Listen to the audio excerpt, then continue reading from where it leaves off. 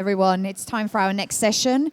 Just a quick little reminder that if anyone has any questions throughout the session, you can join in via this QR code or this link where you can then go into the purple stage, click this session, and you can submit your questions there and we'll answer them at the end. Right now, we are joined for our next session online, actually, because unfortunately, due to COVID, Colja couldn't be here in person. But I'm really pleased to introduce our next speaker, which is Colja Dams. He is the CEO of Voxdam Worldwide, and he'll be talking to us about next level marketing, how we will connect people and brands in the future. Over to you, Colja. Thank you, Cecilia. Thank you very much for having me and spending your morning with me here. I'd wish to be in London, but now we need to do this virtually. And I'm just going to dive right in. I'm actually here from my little studio at home, and I'm supposed to be showing this just in the beginning. So if you're wondering how I'm moving the PowerPoint behind me, this is actually with me pressing a button on the floor. So if you wonder while I'm looking down at certain points, don't worry. Yes, my name is Colja Dams from Voxdam. We are an agency doing events, live, virtual, digital, hybrid all over the world. And we have been winning for our clients awards in a lot of different places, but let's move it a bit back, how we experienced this last year. So what we've experienced when it came to COVID in these parts, first we were all in a shock mode. Then we came into an experimental phase. And then a waiting phase started mid of just last year and August. And now we are in a strategic phase. Strategic phase means that lots of clients are now looking in depth into what are they doing, and a lot of our clients use this opportunity to really hit the reset button and rethink their entire customer journeys. Now, what will the future bring us? We are extremely sure that the future is going to bring us hybrid events. Hybrid events as a concept, hybrid as an idea, hybrid not as an event format. That is important to understand because also digital and live are no event formats.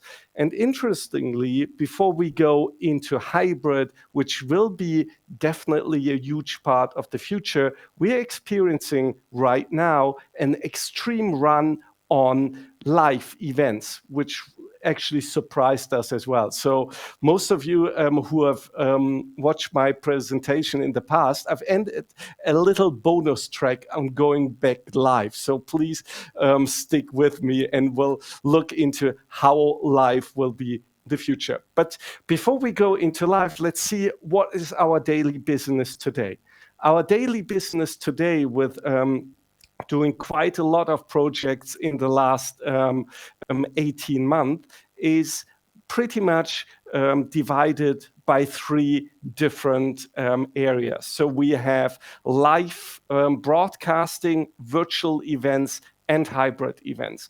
So now if we go into just quickly into live broadcasting, we've been doing anything from digital sales kickoffs to product launches, to multinational summits, to sales kickoffs for pharmaceutical companies, doing a lot of trade show alternatives. So if your trade show is not able to happen live, so we are doing it virtually, or creating whole kinds of different settings for any kind of trade show substitute, or doing very basic panel discussions.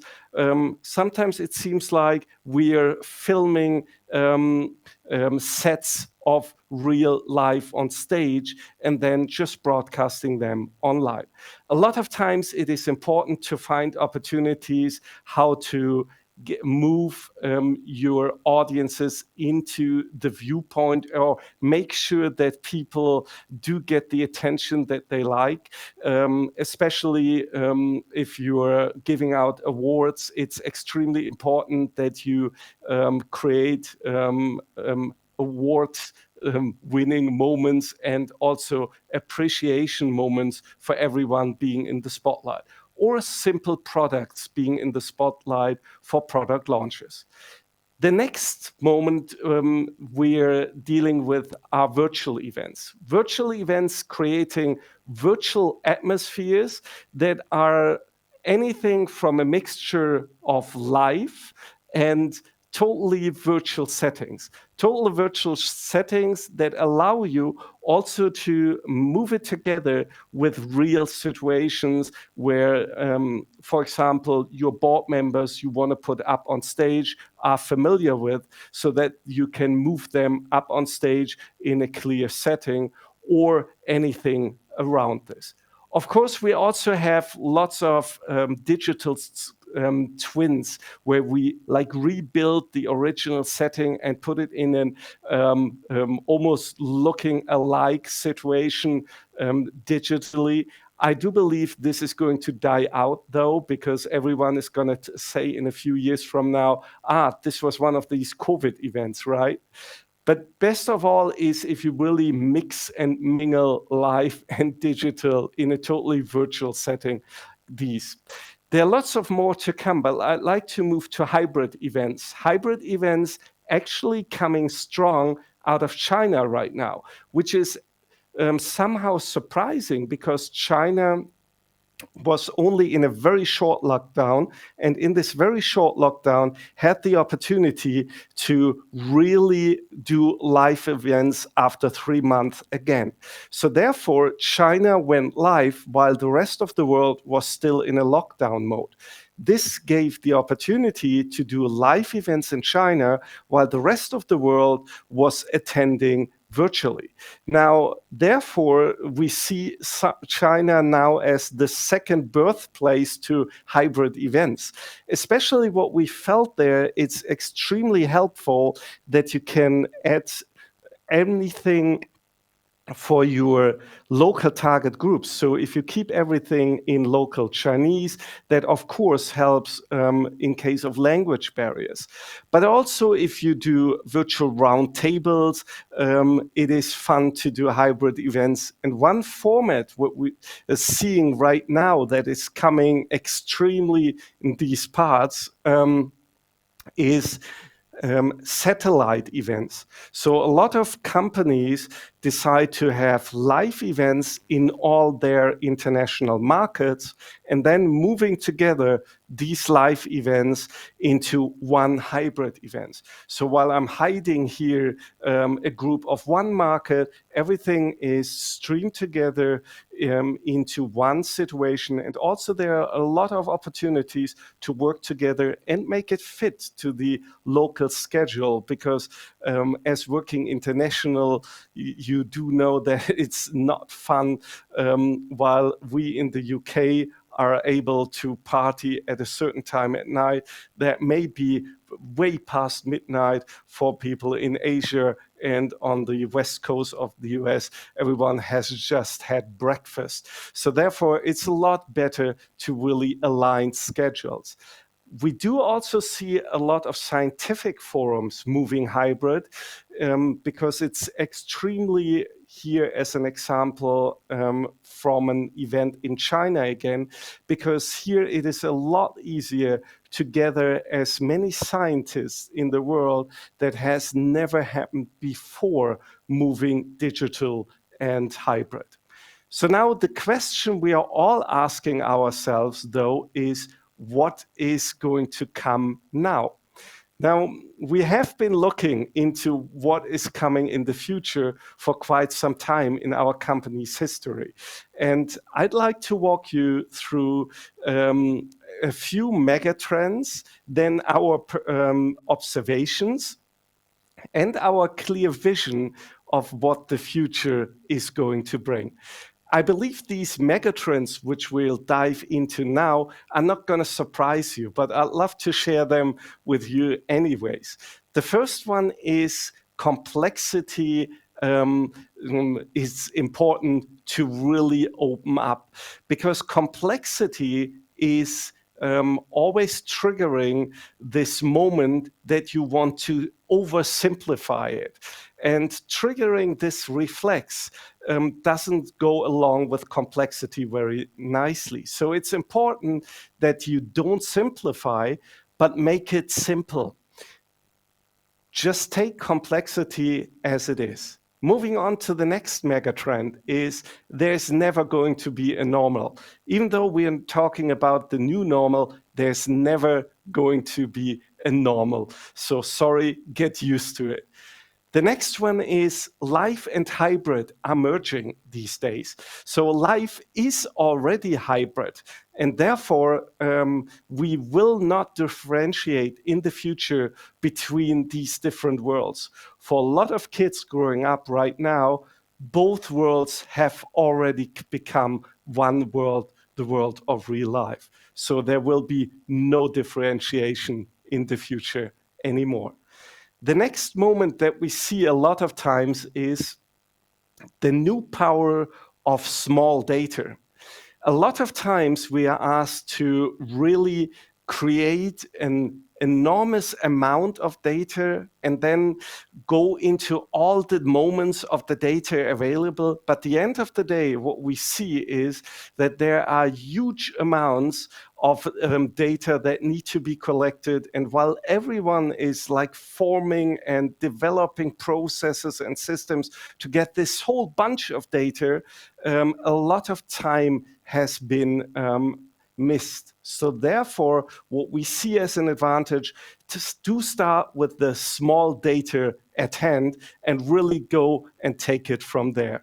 So take the data that is already there, start with this before you wait years to get this fully immersive approach on data that is probably never ever going to come. The next moment is keeping your purpose promise. So that is important, that all these ideas of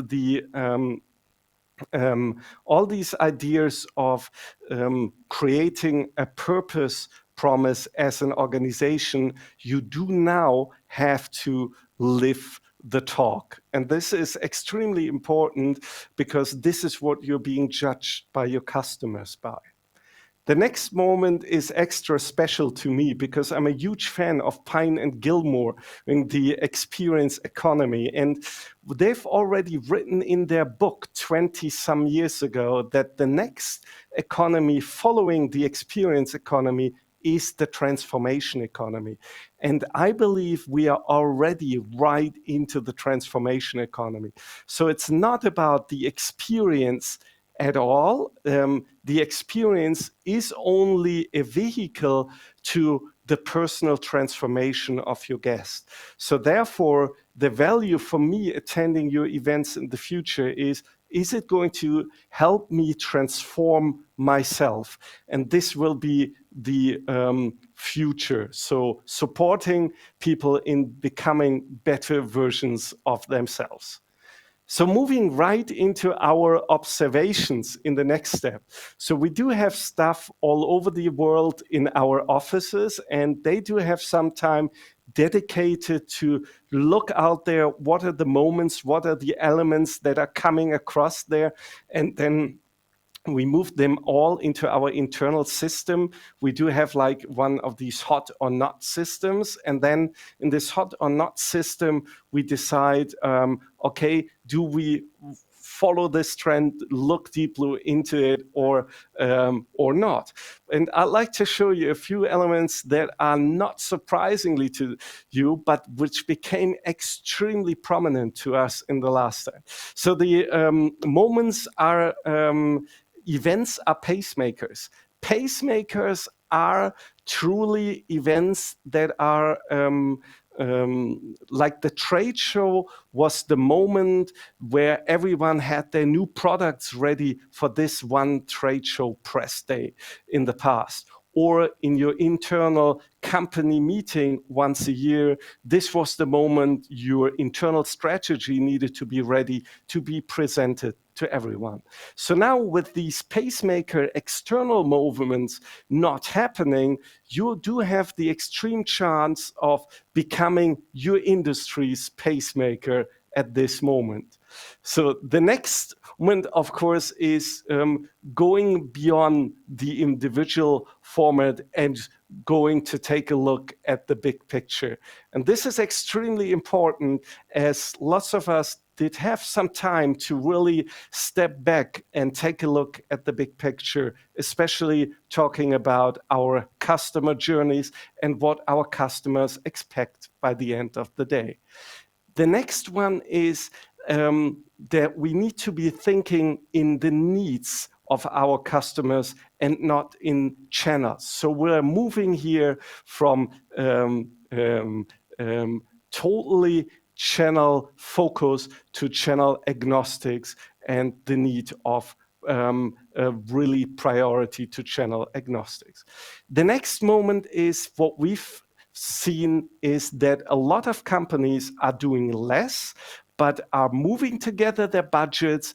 And these projects, no matter if they're live, digital, or hybrid, then they focus and allocate a lot of budget on. So this is important to really get together all the budgets and rethink and place them on one project or the few projects that you're really putting your attention to.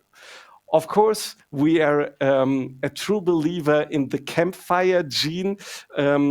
The ones of you who've listened to presentations from me before, I'm in love with the campfire gene, because ever since mankind, we have been drawn to the campfire and listening to great stories from great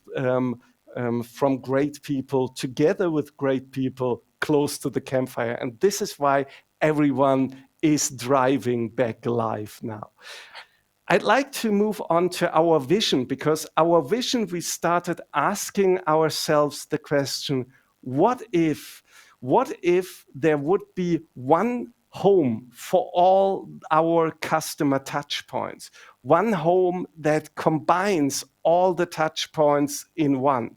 And what if we were able to close this gap in the customer journey and really make it seamless, especially the gap going from live to digital, from live back to digital, if we're able to close this gap?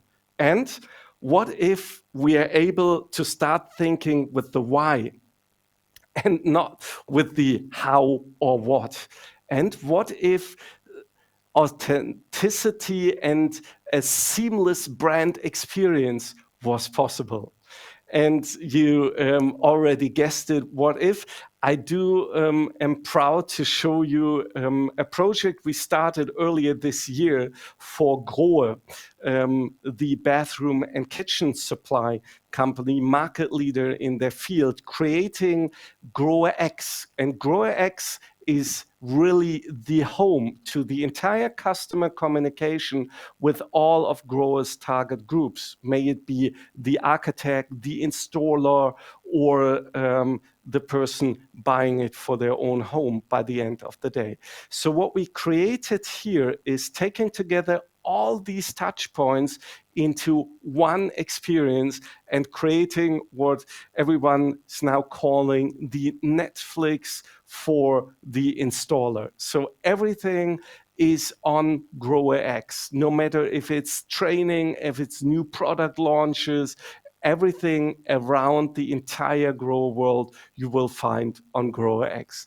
So summing it together in marketing phrases, it is a customer-oriented, end-to-end, multimedia, multi-device, interactive, 365 days, 24 hours experience hub. And it's driving one hub, one brand, and one industry voice with unlimited experiences. So we do believe the future is not platforms. The future of events will be experience hubs.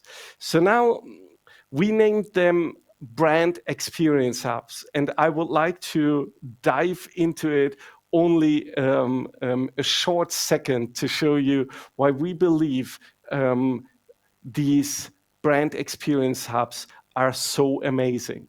So first it is that we are here creating this end-to-end experience, utilizing the complete tool range onto data analysis, and then really moving it back into the system, creating the basis really for automation.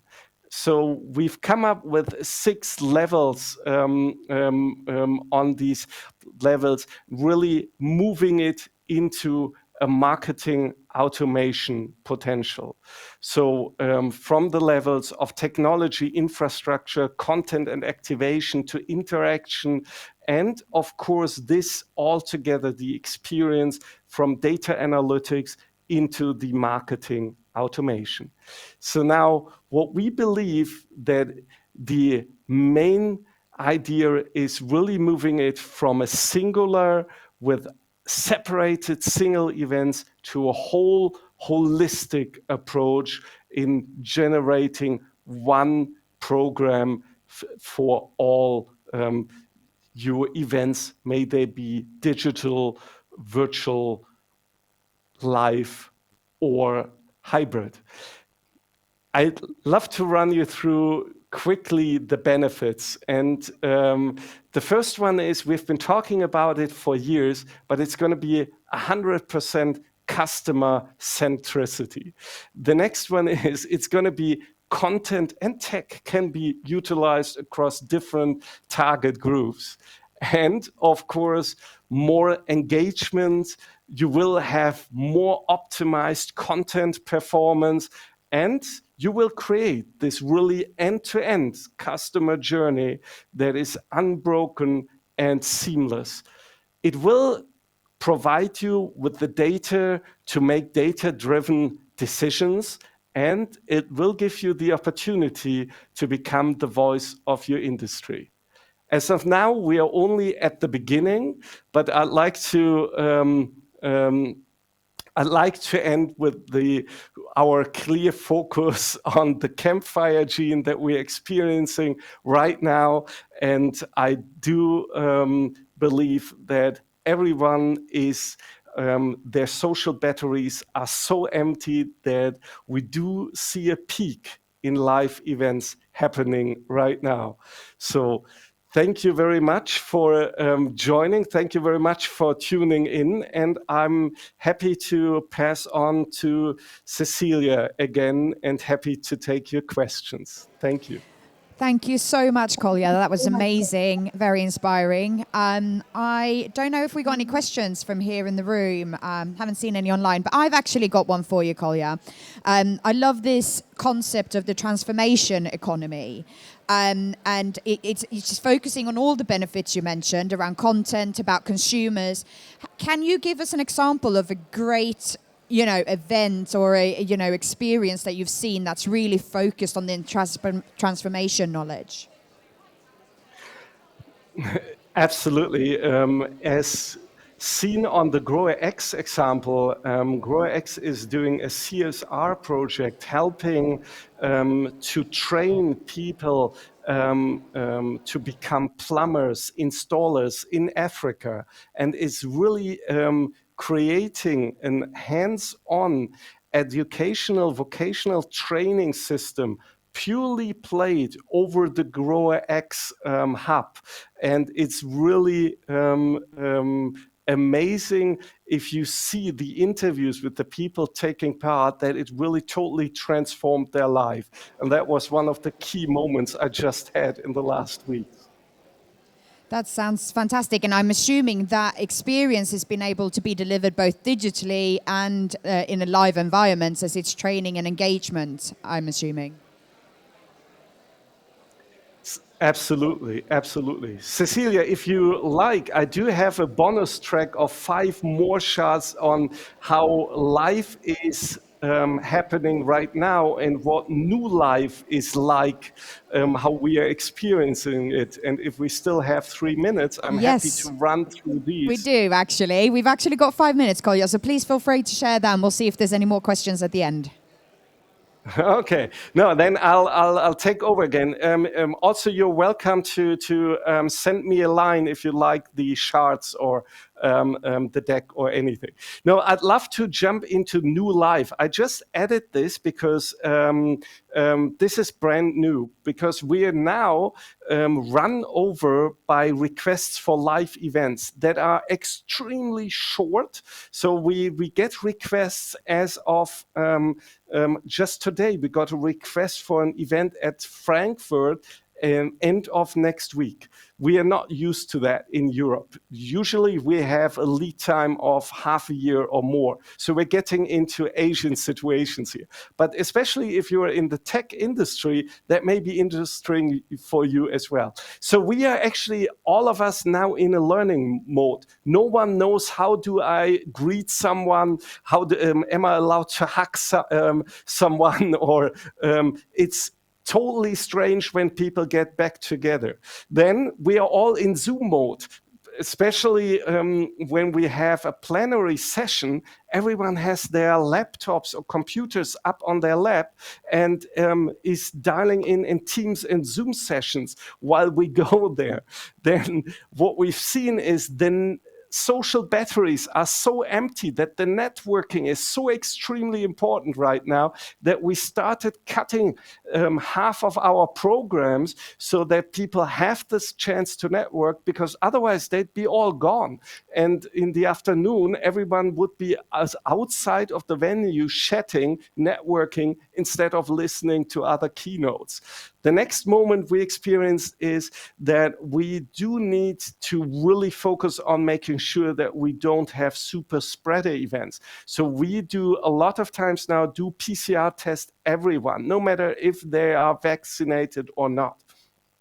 The next moment, I've already hit on it, is that budgets are extremely important. Everything is getting more expensive now, from travel to logistics, manpower, but also building materials. Everything is rising in price. Then there are lots of floor plan issues coming up now, because a lot of times differentiating where in the world you are, it is always a conflict between hygiene rules and the fire departments. And it's interestingly how these are being sold. The entire staff is gone. We do have a lot of issues getting staff, no matter if it's for catering, for AV technicians, all around. Staff is a real issue. The next moment is everyone is coming there by car. So we have to focus now a lot on parking lot management that is overdone in the future. And even though this is not very sustainable, the overall challenge, the entire world, we as an industry and also we as individuals are having to face right now, is going to be sustainability. And this will be our key challenge for the next years to come. And again, I would like to end it on the campfire DNA in all of us that I believe in. It will drive life, and I'm looking forward to a lot of technology solutions coming up in the next years, helping us going live, digital, and hybrid. Thank you. And I'm passing back to you, Cecilia. Thank you so much, Colja. I don't think we could have summed up the live events industry any more perfect than that at the moment. And it also shows that we've got to be agile. You were meant to be here on stage with us today. Unfortunately, the world had, other plans for you. But thank you so much, Colja. Thank you for joining us here live. Thank you for joining us online. And Colja, we'll look forward to seeing you soon. Thank you. Thank you.